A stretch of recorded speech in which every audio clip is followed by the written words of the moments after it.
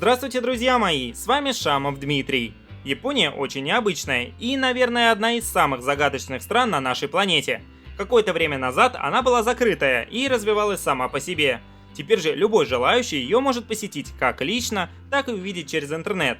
Но все равно вокруг Японии и жизни в ней ходит множество слухов, стереотипов и заблуждений. Сегодня я расскажу о 10 самых популярных заблуждениях о Японии.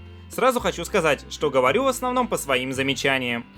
Япония представляется очень технически развитой страной, что на самом деле является правдой. Однако по улицам не ходят роботы, никаких огроменных боевых машин, да и вообще чего-то необычного. Япония недалеко ушла от других стран, поэтому, приехав сюда, единственное, что вас может удивить, так это навороченные туалеты с кучей функций.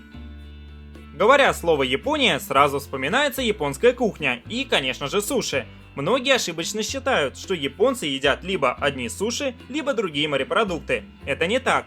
Японцы едят также мясо, салаты, картошку и прочее. Большинство блюд, которые вы едите в вашей стране, есть и в Японии. Суши, наоборот, едят не так часто, потому что на их приготовление еще нужно потратить немало времени. Чаще заказывают или идут в ресторан.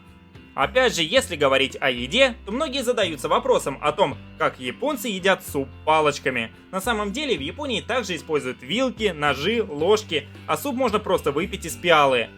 Японские супы обычно жидкие или кремовые. Ту же самую пасту японцы будут есть вилкой, поэтому каждый японец с детства умеет пользоваться любым столовым прибором.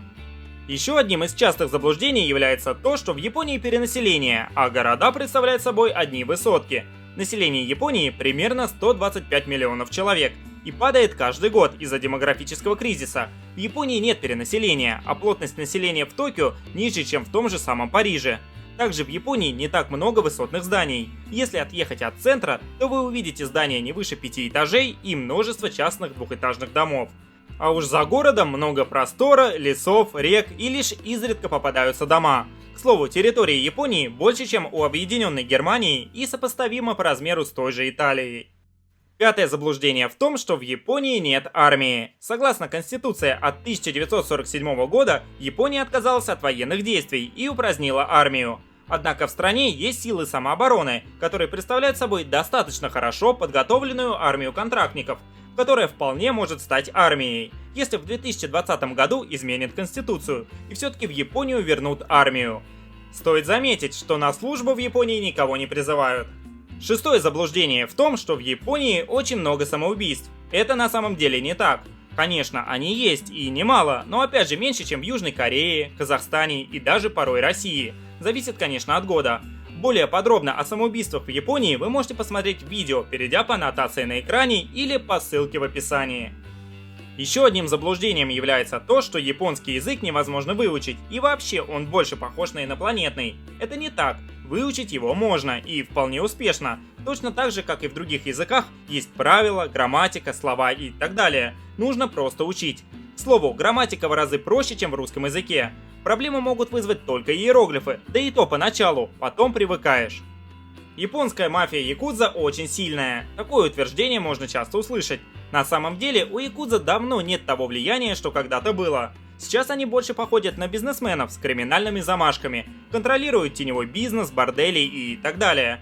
Но каких-то жестоких расправ, которые показывают в фильмах, не устраивают. Да и за серьезное нарушение часто получают от полиции. К слову, во время Великого Восточного землетрясения в Японии в 2011 году японская мафия помогала гражданам как с разборкой завалов, так и деньгами. К тому же Токио признан самым безопасным городом в мире. Следующим заблуждением является то, что японские дети без перерыва что-то учат. Это не так. Среднестатистический японский школьник учит не больше, чем российский школьник. Просто помимо учебы, японцы часто посещают школьные кружки и клубы по интересам, где проводят много времени. Да и само образование в Японии направлено не на понимание знаний, а на простое заучивание, что, к большому сожалению, в России тоже стали часто использовать. И последнее заблуждение – это то, что в Японии все дорого. Цены на продукты тут где-то дороже, где-то дешевле российских. Например, фрукты и овощи дорогие, зато макароны и рыба дешевые. Если соотносить с японскими зарплатами, которые выше российских, то цены не такие уж и высокие. Все познается в сравнении. Видео о стоимости продуктов вы можете посмотреть, если перейдете по ссылке на экране или в описании. Цены же на жилье, коммунальные услуги и прочее зависят от того места, где вы проживаете. Медицина платная, но есть страховка. Вот такие популярные заблуждения о Японии из тех, что я слышал за последние несколько лет.